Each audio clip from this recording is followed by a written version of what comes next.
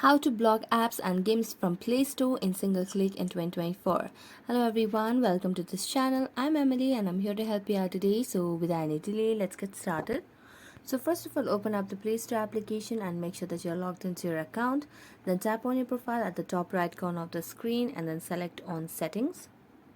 Then tap on the family option over here, which gives parental controls option. So just tap on parental controls, and right now it's toggled off. You just have to toggle on this option, and here you will have to create a content pin over here, whichever you find is convenient for you. Then just write it again and then tap on the apps and games. Now here you can see different options of how much of content or up to what level of content would you allow.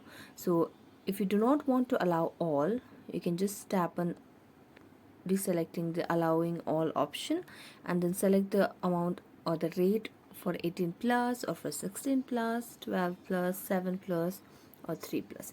You can select any of these options. After that, you just have to tap on save and you'll be done. So thank you so much for watching this video. If you enjoyed watching it, don't forget to like, subscribe and hit the bell notification for more updates. That's it for today and see you next time.